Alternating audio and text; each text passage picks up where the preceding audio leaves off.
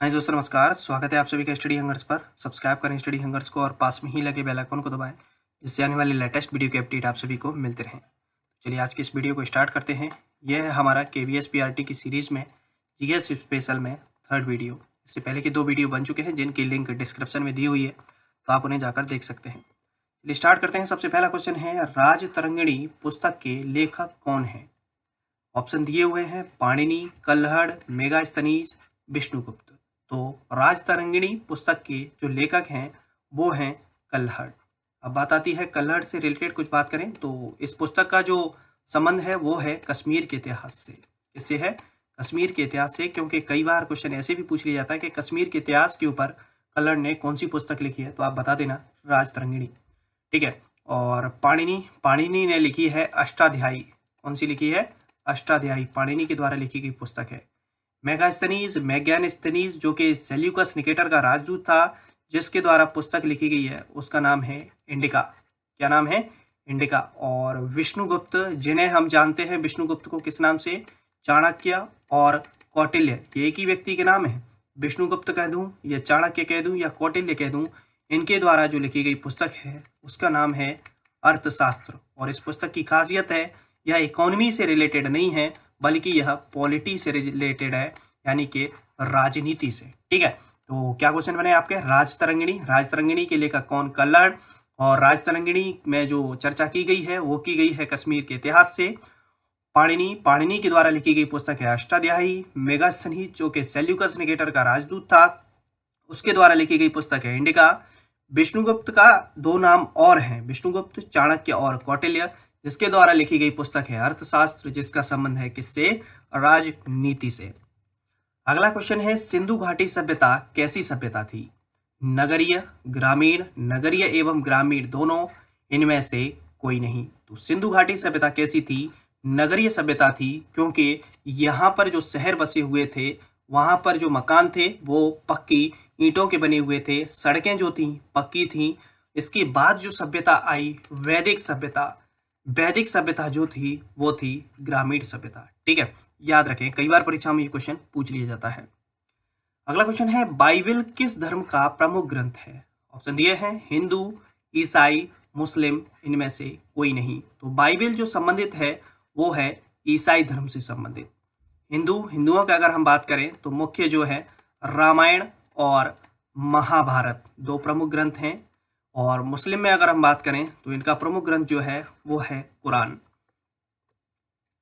अगला क्वेश्चन है, भारत पर आक्रमण करने वाला विदेशी आक्रमणकारियों का सही क्रम कौन सा है? यानी कि जो फॉरेनर अटैकर्स हुए हैं, जिन्होंने इंडिया पर अटैक किया, उनका सही क्रम कौन सा है? तो ऑप्शन दिए हैं हिंद यूनानी, पहलव, शक, कुषाण। कुषाण, शक, हिंद यूनानी, पहलव। हिंद यूनानी, शक, पहलव, कुषाण। शक, कुषाण, हिंद यूनानी, पहलव। इसका आंसर है सी, हिंद यूनानी, शक, पहलव, कुषाण। कई बार परीक्षाओं में पूछा गया है, याद रखें क्रम को। जो विदेशी आक्रमणकारी थे उनका क्रम है हिंद यूनानी, शक, पहलव, कुषाण। यानी कि हिंद यूनानियों के बाद शक आए, शकों के बाद पहलव आए और पहलवों के बाद कुषाण आए। पहलव की जगह कई बार कई किताबों में पार्थियाई लिख देता है, तो कंफ्यूज होने की आवश्यकता नहीं है। अगला क्वेश्चन है, खानवा का युद्ध किसके बीच हुआ? बाबर और इब्राहिम लोदी, बाबर और हुमायूं, बाबर और राणा सांगा, मोहम्मद गौरी और पृथ्वीराज चौहान के बीच। तो खानवा का युद्ध हुआ बाबर और राणा सांगा के बीच 1527 को। ठीक है। अब बात आती है बाबर और इब्राहिम लोदी के बीच, तो यहां पर हुआ था पानीपत का प्रथम युद्ध। कौन सा हुआ था? पानीपत का प्रथम युद्ध। ठीक है, जो कि हुआ था 1526 में। बाबर का पुत्र था हुमायूं, तो इनके बीच तो कोई युद्ध हुआ नहीं है। मोहम्मद गौरी और पृथ्वीराज चौहान के बीच जो युद्ध हुआ था वह युद्ध हुआ था तराइन का प्रथम युद्ध, जो कि 1191 में हुआ। फिर एक और युद्ध हुआ था तराइन का सेकंड युद्ध, जो कि हुआ था 1192 में। जब पृथ्वीराज चौहान के बारे में चर्चा करेंगे तब और डिटेल में इसको जानेंगे। अगला क्वेश्चन है, तीनों गोलमेज सम्मेलनों में भाग लेने वाले भारतीय नेता थे। यानी कि जो राउंड चेयर कॉन्फ्रेंस जो हुई थी, गोलमेज सम्मेलन जो हुए थे, उन तीनों में लगातार भाग लिया था, ऐसे कौन से नेता थे? महात्मा गांधी, डॉक्टर भीमराव अंबेडकर, सुभाष चंद्र बोस, सरदार वल्लभ भाई पटेल। तो तीनों गोलमेज सम्मेलन में भाग लेने वाले भारतीय नेता थे डॉक्टर भीमराव अंबेडकर। ठीक है, अगला क्वेश्चन है, ज्ञानपीठ पुरस्कार किस क्षेत्र में दिया जाता है? फिल्म के क्षेत्र में, साहित्य के क्षेत्र में, संगीत के क्षेत्र में, चिकित्सा के क्षेत्र में। तो ज्ञानपीठ पुरस्कार जो दिया जाता है वह दिया जाता है साहित्य के क्षेत्र में। फिल्म के क्षेत्र में जो दिया जाता है वह दिया जाता है ऑस्कर पुरस्कार। संगीत के क्षेत्र में जो दिया जाता है वो दिया जाता है ग्रैमी पुरस्कार। और चिकित्सा के क्षेत्र में जो दिया जाता है वो दिया जाता है धन्वंतरी पुरस्कार। ठीक है, याद रखें इसे। निम्न में से कौन 2 बार नोबेल पुरस्कार प्राप्त करता है? यानी कि जो ऑप्शन दिए हैं उनमें से ये पूछ रहा है कि ऐसे कौन से व्यक्ति है जिसे 2 बार नोबेल पुरस्कार मिला है? Madam Curie, John Bardeen, Linus Pauling, उपरोक्त सभी। तो इसका आंसर है उपरोक्त सभी। इसके लिए एक छोटी सी ट्रिक बता रहा हूं, उसको हमेशा याद रखें। मैडम जॉन ली फ्रेंड हैं। ठीक है, और भी लगा सकते हैं इसके बीच में, लगाना चाहो तो। मैडम और जॉन ली फ्रेंड हैं। ठीक है, तो मैडम से बन जाएगा मैडम क्यूरी।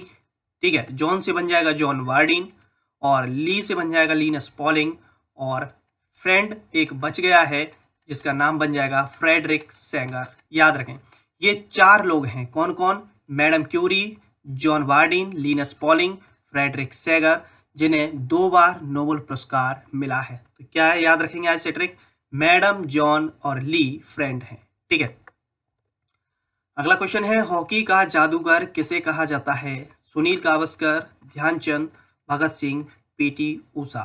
तो हॉकी का जो जादूगर कहा जाता है वो कहा जाता है मेजर ध्यानचंद को। और मेजर ध्यानचंद के ही जन्म दिवस पर यानी कि 29 अगस्त को हम मनाते हैं राष्ट्रीय खेल दिवस। कौन सा मनाते हैं? राष्ट्रीय खेल दिवस। सुनील गावस्कर को कहते हैं लिटिल मास्टर, इनको जो उपाधि दी गई थी एक, लिटिल मास्टर। भगत सिंह को शहीद ए आजम, भगत सिंह को क्या कहा जाता है? शहीद ए आजम। और पीटी उषा को ओडन परी के नाम से जाना जाता है। ठीक है, अगला क्वेश्चन है, ओजोन परत रक्षण दिवस कब मनाया जाता है? 16 सितंबर, 1 दिसंबर, 11 जुलाई, 1 जुलाई। तो ओजोन परत रक्षण दिवस जो मनाया जाता है वह मनाया जाता है 16 सितंबर को। 1 दिसंबर को मनाते हैं विश्व एड्स दिवस। ठीक है, याद रखें इसे, विश्व एड्स दिवस। 11 जुलाई को मनाते हैं विश्व जनसंख्या दिवस, यानी कि वर्ल्ड पॉपुलेशन डे, विश्व जनसंख्या दिवस। और 1 जुलाई को जो मनाते हैं जीएसटी डे और स्टेट बैंक का, यानी कि भारतीय स्टेट बैंक की स्थापना दिवस, इन दोनों को मनाते हैं। ठीक है, अगला क्वेश्चन है, रेगुलेटिंग एक्ट किस वर्ष पारित हुआ? 1784, 1773, 1813, 1909। तो रेगुलेटिंग एक्ट पारित हुआ 1773 में। 1784 को पारित हुआ पिट्स इंडिया एक्ट। कौन सा हुआ? Pitt's India act. 1813 में आया भारत चार्टर अधिनियम। ठीक है, और 1909 में आया मार्ले मेंटो सुधार अधिनियम। ठीक है, ये याद रखें इसे। अगला क्वेश्चन है, संविधान सभा के अस्थायी अध्यक्ष यानी कि नॉन परमानेंट, यानी जो परमानेंट नहीं थे, अस्थायी, डॉक्टर राजेंद्र प्रसाद, सच्चिदानंद सिन्हा, जवाहरलाल नेहरू, भीमराव अंबेडकर। तो सभा में सबसे बुजुर्ग सदस्य थे डॉक्टर सच्चिदानंद सिन्हा, जिन्हें सभा का अस्थायी अध्यक्ष चुना गया। उसके बाद सभा का स्थायी अध्यक्ष चुना गया, वह चुना गया डॉक्टर राजेंद्र प्रसाद को। जवाहरलाल नेहरू भारत के प्रथम प्रधानमंत्री हुए, जो कि अब तक का सबसे लंबा कार्यकाल रहा है जिनका। ठीक है, भीमराव अंबेडकर संविधान सभा में ड्राफ्टिंग कमेटी, कौन सी? ड्राफ्टिंग कमेटी, या कई बार दे देता है प्रारूप समिति, ड्राफ्टिंग कमेटी या प्रारूप समिति के अध्यक्ष थे। अस्पृश्यता का यानी कि इनटचेबिलिटी, छुआछूत जिसे कहते हैं, इन अस्पृश्यता का अंत किस अनुच्छेद में है? अनुच्छेद 15, अनुच्छेद 17, अनुच्छेद 24, अनुच्छेद 51 का। तो अस्पृश्यता का अंत किया गया अनुच्छेद 17 के अंतर्गत। अनुच्छेद 15 में बात कही गई है कि धर्म, जाति, लिंग और जन्म स्थान के आधार पर किसी से कोई भी भेदभाव नहीं किया जाएगा। अनुच्छेद 24 में कहा गया है कि 14 वर्ष से कम आयु के जो बच्चे हैं उन्हें किन्हीं भी कारखानों या जोखिम भरे कार्यों पर नियुक्त नहीं किया जाएगा। और अनुच्छेद 51 क में कहा गया है मूल कर्तव्यों के बारे में। किसके बारे में? मूल कर्तव्य, जो कि मोरल ड्यूटी हैं, जिनकी संख्या है 11 और मूल कर्तव्य लिए गए हैं रूस के संविधान से।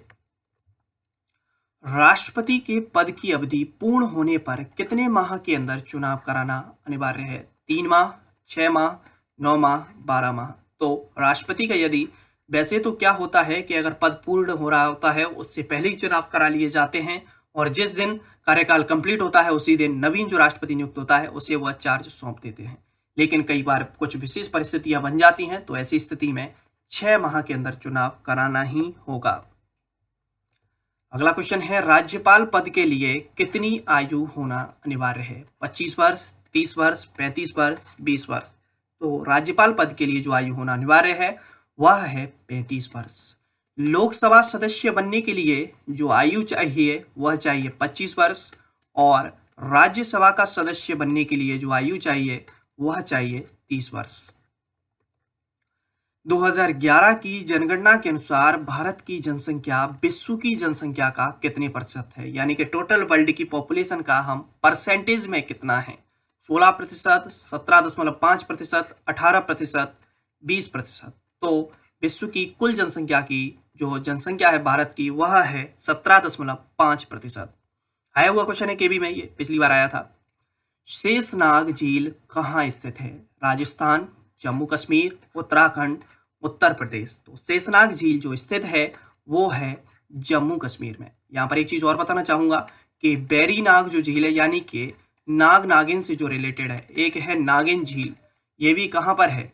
जम्मू कश्मीर में। तो जब भी याद रखें नाग नागिन इनसे रिलेटेड अगर कोई झील आती है तो वो कहाँ पर है? जम्मू कश्मीर। अगला क्वेश्चन है, किस मंडल में वायुयान उड़ाने की आदर्श दशा पाई जाती है? तो क्षोभ मंडल, समताप मंडल, आयन मंडल, बाह्य मंडल। तो वायुयान उड़ाने की जो दशा पाई जाती है बेस्ट, वो पाई जाती है समताप मंडल में, क्योंकि यहाँ पर क्या है, किसी भी प्रकार की कोई भी बिजली नहीं कड़कती है और मौसम साफ रहता है। किन 2 ग्रहों के बीच क्षुद्र ग्रह हैं? क्षुद्र ग्रह से तात्पर्य है एस्ट्रॉइड्स। तो यहाँ पर एक चित्र बना देता हूं जिसके माध्यम से आप खुद बता पाएंगे। बुध, शुक्र, पृथ्वी, मंगल, बृहस्पति, शनि, अरुण और वरुण। तो याद रखें बुध, शुक्र, पृथ्वी, मंगल, इन 4 को यहां से छोड़ दीजिए। इनके बीच में जो है वह क्षुद्र ग्रह है। किस, तो कौन कौन से ग्रह का नंबर आ जाएगा? मंगल का और बृहस्पति का। क्या ऑप्शन में दिख रहे हैं? जी हाँ। तो क्षुद्र ग्रह जो बीच में परिक्रमा लगाते हैं वो है मंगल और बृहस्पति के बीच में। ठीक है। अगला क्वेश्चन है, ऐसा कौन सा महाद्वीप है जिसे तीनों रेखाएं विषुवत, कर्क, मकर रेखा यानी कि तीनों रेखा जो है वह स्पर्श करती हैं? एशिया महाद्वीप, अफ्रीका, यूरोप, ऑस्ट्रेलिया। तो अफ्रीका महाद्वीप एक ऐसा महाद्वीप है जिससे होकर तीनों रेखाएं गुजरती हैं। ये थे हमारे 20 क्वेश्चंस जिनको हमने आपसे डिस्कस किया। वीडियो पसंद आया तो लाइक करें और अपने दोस्तों के साथ शेयर कर दें। चलिए, थैंक यू। जय हिंद, जय भारत।